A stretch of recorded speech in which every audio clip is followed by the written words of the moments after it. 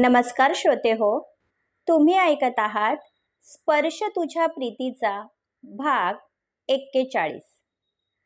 रात्री जेवण झाल्यानंतर प्रल्हाद आपल्या बेडरूमच्या गॅलरीमध्ये उभा राहून समोरचा परिसर पाहत होता.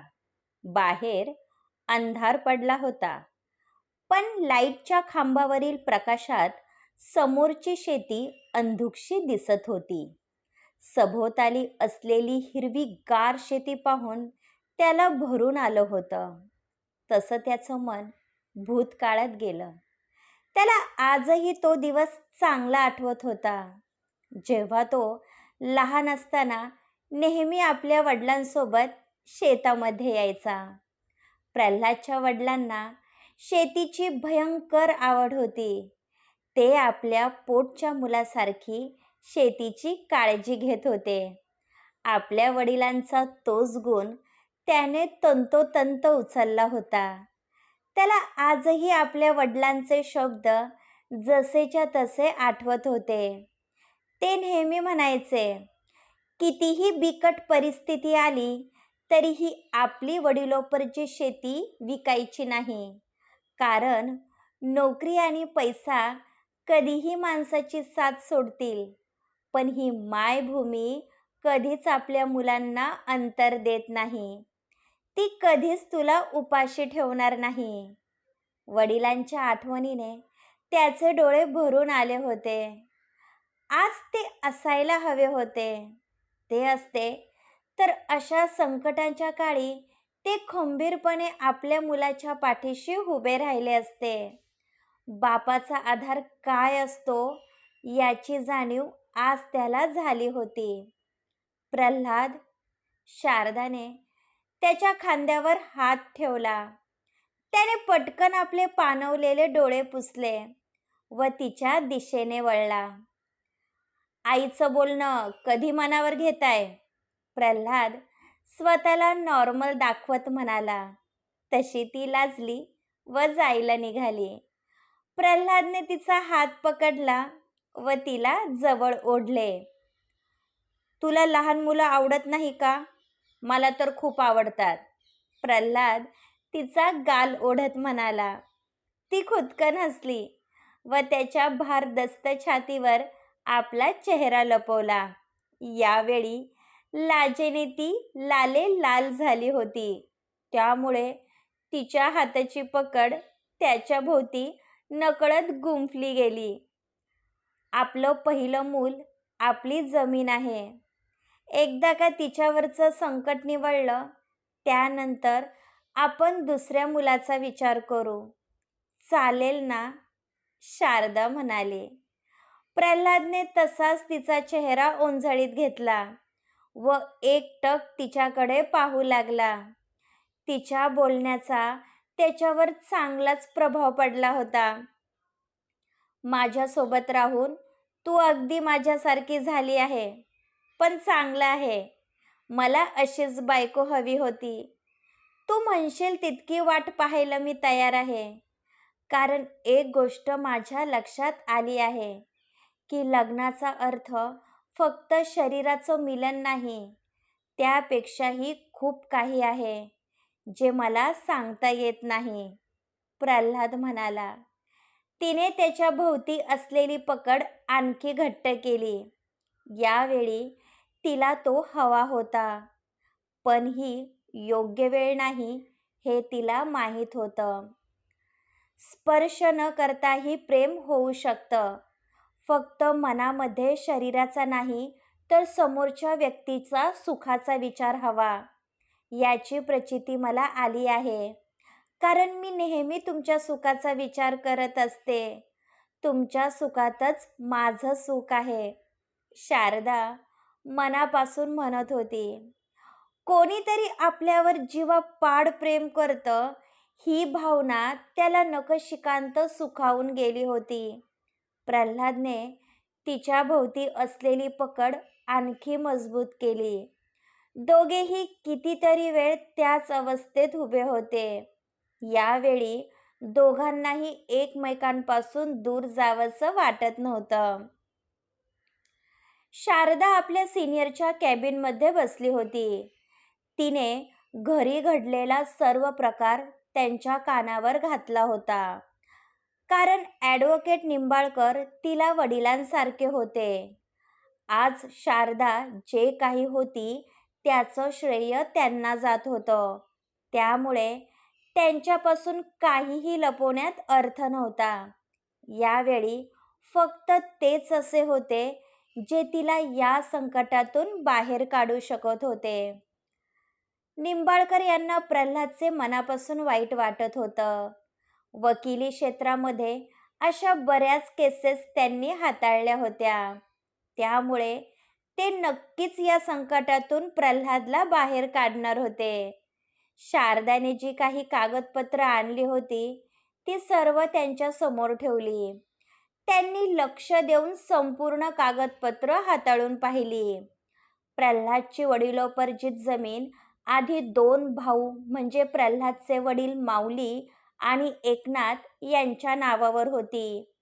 पण प्रल्हादचे वडील देवाघरी गेल्यानंतर सुलोचनाबाई यांनी गावातील जाणकार लोकांच्या मदतीने वारस नोंद करून घेतली होती. म्हणून जमीन शाबूत राहिली होती. नाहीतर एकनाथ यांनी संपूर्ण जमीन घशात घातली असती. तुझं काय म्हणणं आहे? निंबाळकर यांनी कागदपत्रे टेबलवर ठेवली. मला काहीही करून 50 एकर जमीन प्रल्हादच्या नावावर हवी आहे. कारण माझ्या दिराला जमीन विकायची आहे. असं जर झालं तर प्रल्हाद पूर्णपणे तुटून जातील.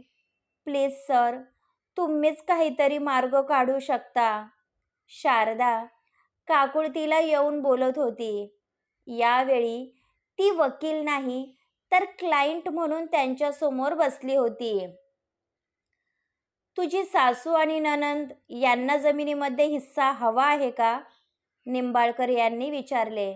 अजिबात नाही.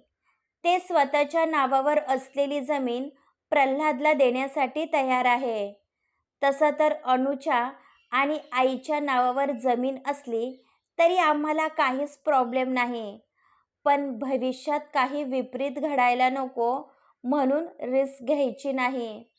त्या जमिनीचं मोल पैशात नाही तर प्रल्हादच्या कष्टाने वाढलं आहे. म्हणून ती जमीन माझ्यासाठी अनमोल आहे. शारदा म्हणाली. तसे निंबाळकर मंद हसले. तुझ्या घरच्यांना घेऊन ये. आपण या विषयावर सविस्तर चर्चा करू. तू नको काळजी करू. पण नियमाप्रमाणे तुझ्या दिराला हिस्सा द्यावा लागेल. मी त्याला आपल्या कायदेशीर भाषेमध्ये समजावून सांगतो. फक्त तो जमीन विकणार नाही याची खबरदारी आपल्याला घ्यावी लागेल. निंबाळकर सिव्हिलमध्ये मुरलेले वकील होते. त्यामुळे एखादी केस कशी फिरवायची हे त्यांना चांगलं माहीत होतं. शारदाने अजूनही कागदपत्रांवरून नजर फिरवली नव्हती. कारण आधीच टेन्शनमध्ये असल्यामुळे तिची इच्छा होत नव्हती. तिने कागदपत्र घेतले व मुग्धासमोर बाहेर आली. दोघीही कॅन्टीनमध्ये जाऊन बसल्या. तुझ्या सासरचे चांगले आहेत, पण तुझी जाऊबाई आणि दीर मला आधीपासून खटकत होते. शेवटी तिने बरोबर आपले रंग दाखवले. मला तर पक्की खात्री आहे तिनेच तुझ्या दीराला फूस लावली असणार, मुग्धा म्हणाली. तिला दोष देण्यात अर्थ नाही. प्रत्येकाला आपली बुद्धी असते. अक्षय शिकलेला आहे. तो एका चांगल्या हुद्द्यावर काम करतो. त्यामुळे त्याला स्वतःची अक्कल हवी. सोनाली बाहेरून आलेली आहे. त्यामुळे आपण तिच्याकडून अपेक्षा ठेवू शकत नाही. पण अक्षय तर प्रल्हादचा सख्खा भाऊ आहे. त्याने आपल्या भावाचे कष्ट जवळून पाहिले आहे. तरीही त्याने नात्यापेक्षा पैशाला महत्त्व दिलं. यावरून समजतं तो किती लालची आणि कमकुवत विचारांचा आहे. शारदाचं म्हणणं मुग्धाला पटत होतं. कारण बऱ्याचदा असं होतं की घरामध्ये काही वाद झाले तर त्याचं खापर आपण स्त्रियांच्या माथी लादतो. लग्न झाल्यानंतर बायको नवऱ्याला फूस लावते हे बऱ्याचदा ऐकायला मिळतं. पण यामध्ये कितीतरी मुलं अशी असतात ज्यांचं आपल्या घरच्यांवर प्रेम नसतं, पण ते कोणाला दिसत नाही. नाहीतर माहीत असूनही ते जाणून बुजून त्याकडे दुर्लक्ष करतात. पण शारदा अशी नव्हती. कारण वकील क्षेत्रामध्ये पदार्पण केल्यानंतर तिने बऱ्याच लोकांच्या स्वभावांचा अभ्यास केला होता. त्यावरून तिने आपलं मत मांडलं होतं. दोघींनी चहा घेतला. त्यानंतर शारदा घरी जाण्यासाठी निघाली.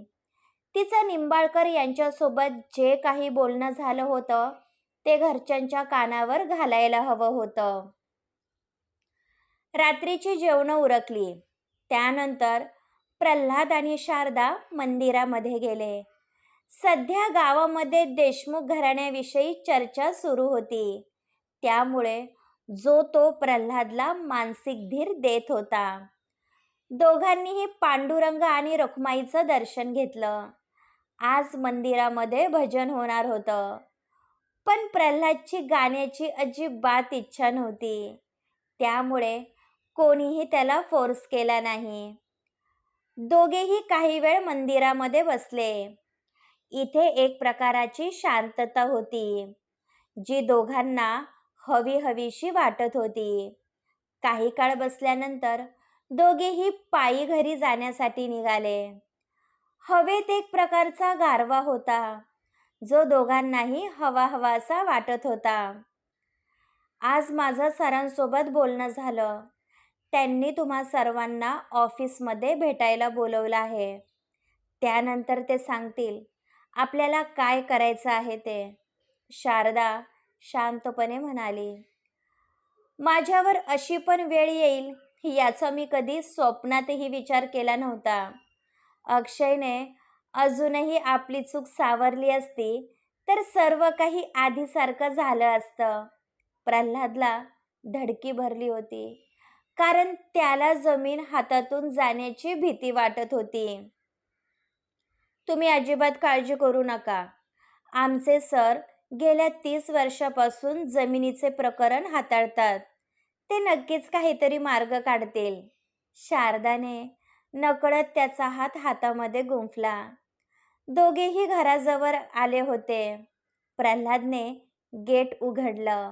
तसा कोणाच्या तरी ओरडण्याचा आवाज दोघांच्या कानावर पडला. म्हणून त्यांची पावलं जागीच थबकली. शारदा आणि प्रल्हाद आवाजाच्या दिशेने निघाले. बाकीचे गावकरी सुद्धा घराबाहेर आले होते. शारदाची नजर समोर गेली तर सोमनाथ आपल्या घरच्या वरांड्यामध्ये मंदाला बेदम मारत होता.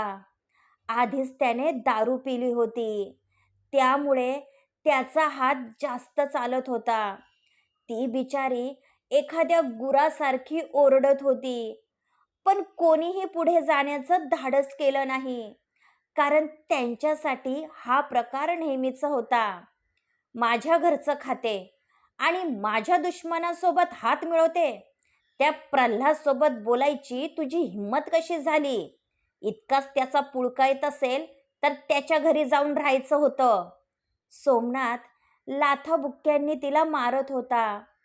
वंदना आणि एकनाथ बाहेर चारपाईवर बसून हा नजारा पाहत होते. आपला मुलगा जे दुष्कृत्य करत होता त्याचा त्या आई वडिलांना जणू काही अभिमान वाटत होता. तुम्ही दोघं इथं काय करत आहात? सोमनाथची नजर तुमच्यावर पडली तर त्या बिचारीला आणखी मारल. शांता सांगत होती की कोणीतरी सोमनाथला सांगितलं होतं की मंदा तुम्हा दोघांसोबत बोलत होती, म्हणून त्या बिचारीला मार खावा लागत आहे. सुलोचनाबाई घाबरल्या होत्या. मंदाच्या काळजीने त्यांचे डोळे भरून आले होते. समोर असलेली माणसं आपल्या सासरची आहे याची त्यांना लाज वाटत होती, कारण त्यांची गणना माणसामध्ये नाही तर राक्षसामध्ये होत होती. त्यांची तीच पात्रता होती. हा नजारा पाहून शारदाची तळपायाची आग मस्तकात गेली होती. तिचे डोळे रागाने लाल बुंद झाले होते. ती मागचा पुढचा विचार न करता सोमनाथच्या दिशेने आली व कोणाच्या ध्यानीमनी नसताना त्याचा हात पकडला व सनकन त्याच्या कानाखाली ठेवून दिली. त्या आवाजाने सर्वजण जागी स्तब्ध झाले. तुमची इतकी हिंमत, तुम्ही माझ्या कानाखाली वाजवली? विसरू नका, हात माझा पण उठू शकतो. सोमनाथची गुरमी जात नव्हती. तशी शारदाने त्याच्या दुसऱ्या कानाखाली सुद्धा ठेवून दिली. बाईला कमजोर समजण्याची चूक करू नको, नाहीतर तुझे असे हाल करेल की 2 पायावर उभा राहण्याच्या लायकीचा राहणार नाही. शारदाचा धारदार आवाज घुमला. तसे प्रल्हाद आणि सुलोचनाबाई पुढे आल्या. सुलोचनाबाईने मंदाला दोन्ही हाताने सावरले व आपल्या जवळ घेतले. सुले, सांभाळ तुझ्या सुनेला. तिला आमच्या घरगुती भांडणामध्ये पडण्याचा काहीही अधिकार नाही. मंदा आमची सून आहे. आम्ही तिला मारू झोडपू तो आमचा प्रश्न आहे.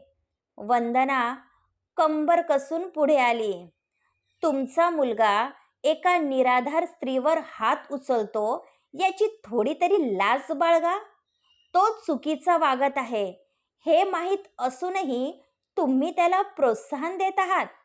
तुम्हाला काहीच कसं वाटत नाही. अशा मुलाला जन्म देण्यापेक्षा तुम्ही एखादा नपुसक जन्माला घातला असता तर ते परवडलं असतं, कारण ते तरी स्त्री जातीचा सन्मान देतात. पण हा तर ते पण म्हणून घ्यायच्या लायकीचा नाही. यावेळी शारदा कोणाचंही ऐकणार नव्हती.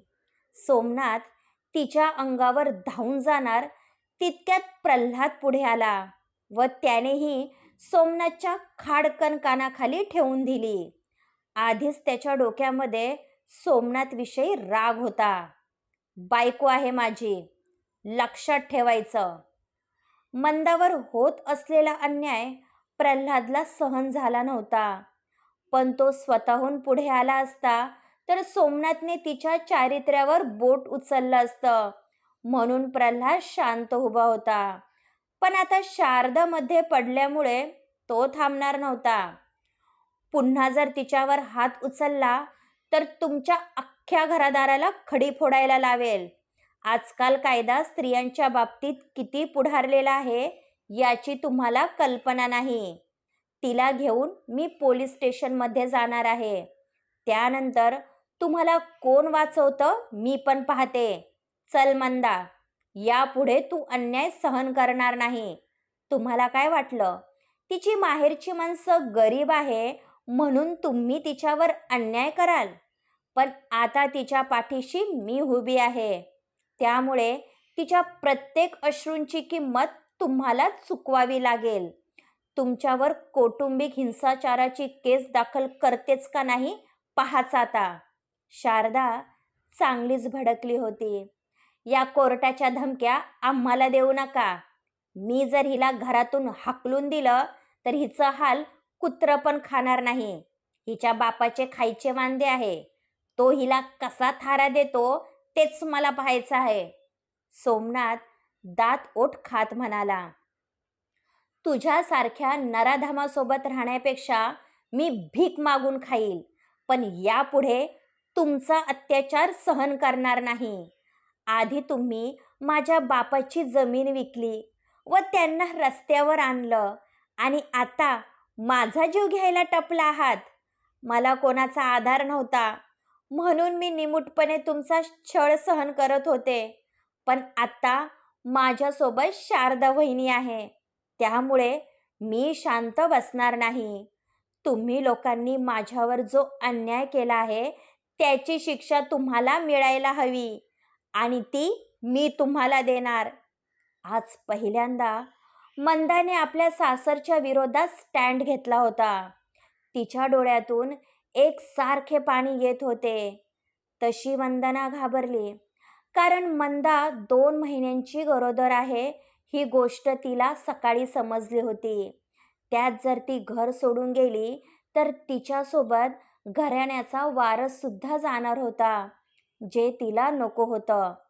हे प्रकरण इथेच संपवा. उगाच वाढ होण्यामध्ये अर्थ नाही.